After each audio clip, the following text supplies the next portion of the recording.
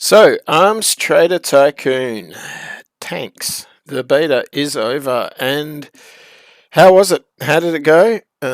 What do I think? I guess is it any good? So this is the question that a couple of my subscribers have asked me, and this video, I guess, is a reply to them for that. Just my thoughts on what I thought of the game and how it's progressing. And I guess as a TLDR, I can put it this way. I got access to the game about a week before the beta closed up. It closed up last Wednesday, the 11th, I think, of January.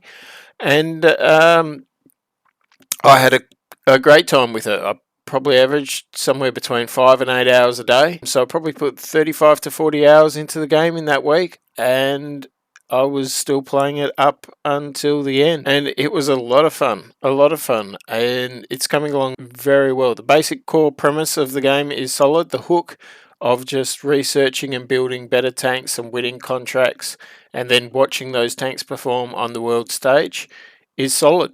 And it was a very, very enjoyable experience. There are, however, some problems around the edges. And I guess we can start talking about that by talking about the contracts. In the beta, basically only one contract existed. The nations of the world didn't start adjusting what sort of tanks that they wanted until the very end of the 2-year period of the beta, so it didn't come into it at all. Everybody wanted assault tanks.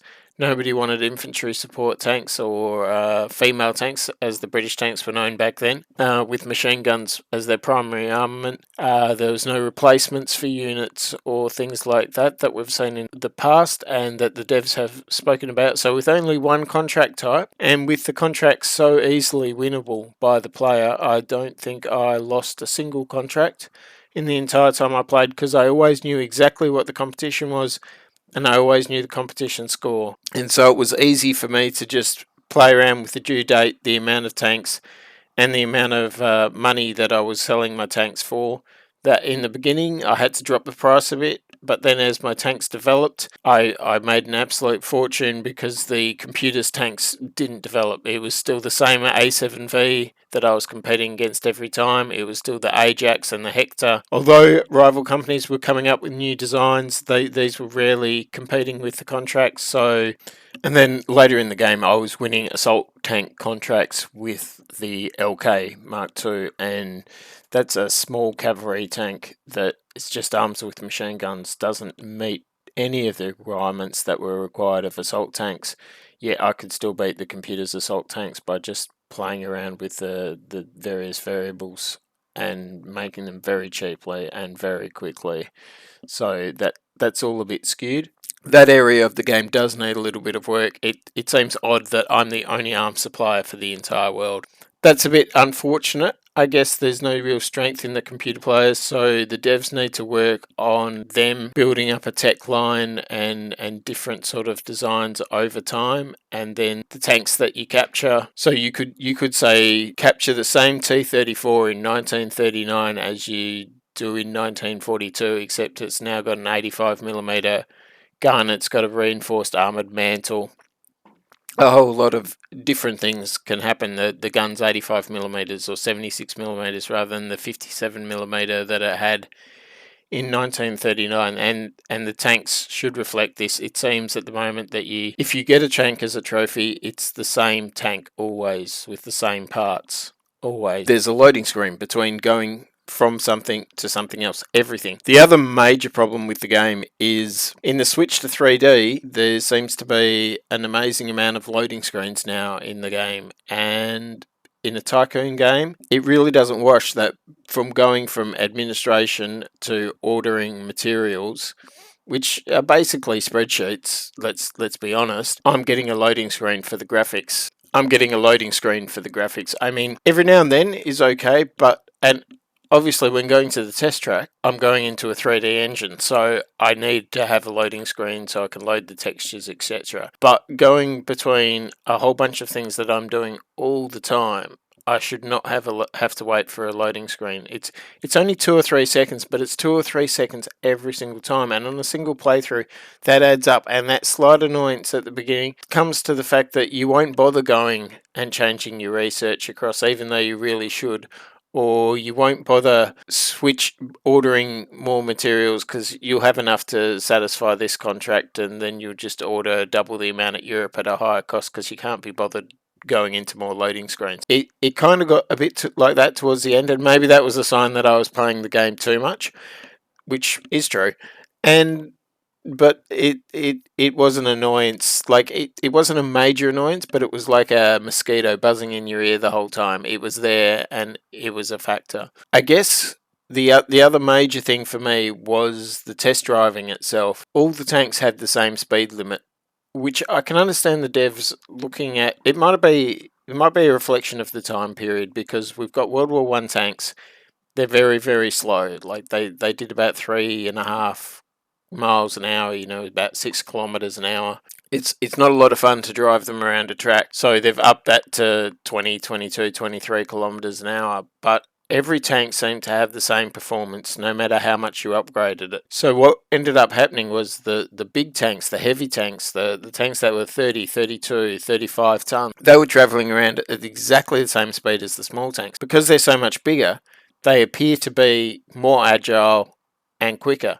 So you've got these small, supposedly cavalry tanks like the Whippet that in history could move a lot faster, that seem as though they're trudging around the course, where you're expecting them to be faster and nippier. They're just not.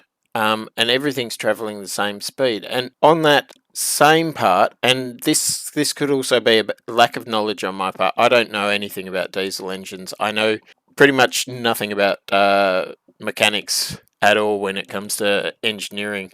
Everything I take to the mechanic to get fixed in my car, I'll put together a computer blindfolded, but cars, I've got no idea. So the smaller tank should have a smaller engine, and if I put that same smaller engine into a bigger tank, so I've got a Whippet engine that's powering around a Whippet at 20 kilometers an hour with one set of stats, and then I put it into a 35-ton tank, which is over twice as heavy, and it's providing the same performance to that 35-ton tank. That's something that I think could be implemented better, like if you had some sort of mass limitation on engines. So some engines can work for, say, tanks up to this size, and then once the tank becomes too heavy, the amount of torque that it can supply to the tank gets severely restricted. I'm not sure how the devs would introduce that, but I think that would be a good method for going, because the Whippet engine that I researched, the London 4-cylinder, I think that's a dual engine. I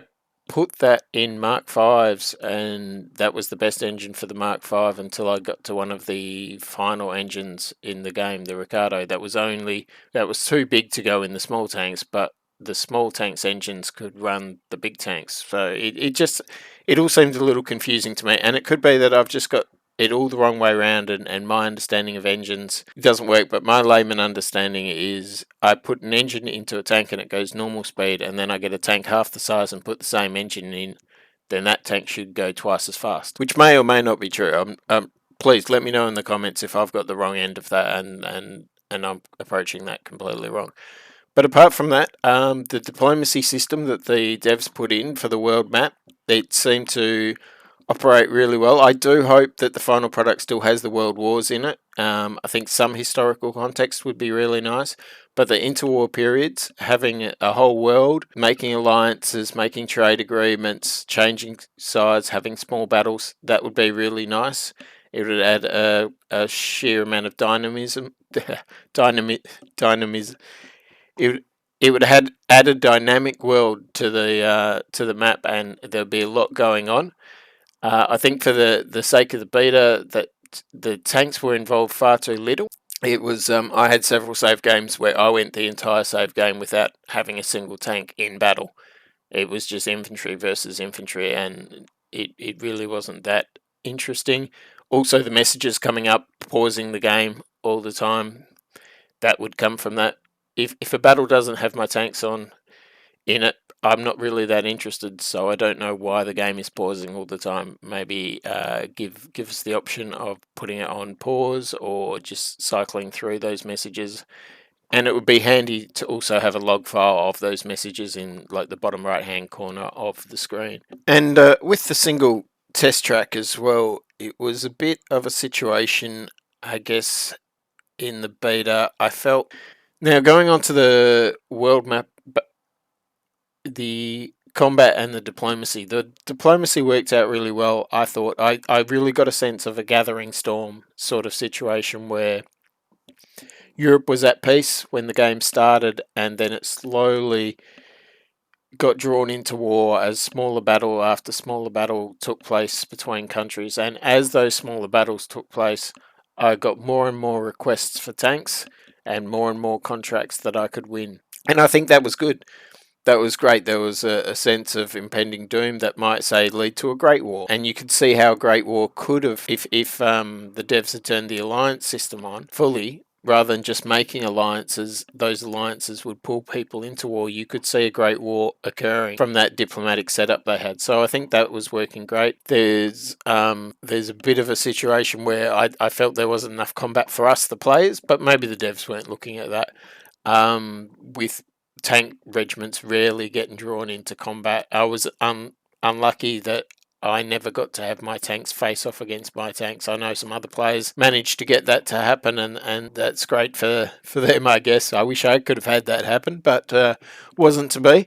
So it would have been more interesting, I guess, for the player when their tanks. You're interested when you're involved in the combat, but when you're not involved in the combat, I found it pretty easy to just ignore what was going on. And I think combat itself was fairly messed up in terms of a lot of the language summaries weren't hitting right. They were coming out with error messages. The combat seemed to be unwinnable. I know on the Discord I spoke to a few people. Everybody was getting a lot of draws, situations where their tanks would perform very well, but it would still get called a draw. So I think there's just some things going wrong in that. So I think it's a bit early to judge that combat. The only thing I'd say about the combat is in the demo last year, they had multiple rounds depending on how much ammo that your tanks were carrying. I thought that was a good feature, that was no longer in it, and that it would come down to a single round of combat with each gun firing once. I thought that was a bit weak. I mean, it's hard to tell because the combat what really didn't seem as though it was working correctly anyway. So I guess the next beta or the next testing phase, we'll have to check that out and see how it's coming along. So I guess that's it. All wrapped up now. So in summary, I really enjoyed my time with this game. The core premise of the game is fantastic. The core ideal of the game of researching technology to build new tanks, capturing enemy tanks, reverse engineering them, throwing them together. The most fun I had was throwing them together to make hybrid tanks, tanks of different lineages with different guns in. So I really look forward to putting British guns into American tank. That's going to be a lot of fun down the line in the later ages of this game. It might sound like I'm complaining a lot after this short opinion piece video, but they're just all the problems I found with the beta, and they're still working on it. So a lot of these problems will get sorted out given time. So the game's looking fantastic, and it's looking for like a must buy for me. And I'm looking forward to it coming out. Although I think there's enough work there still for the devs that we're not going to see an end result for this in this first half of the year at least. So what are you guys thinking of it? Let me know in the comments below. Tell me what you're looking forward to. Tell me when you think it's going to be ready to come out. Let's get a conversation going. Please remember, like and subscribe. Take care all. Bye.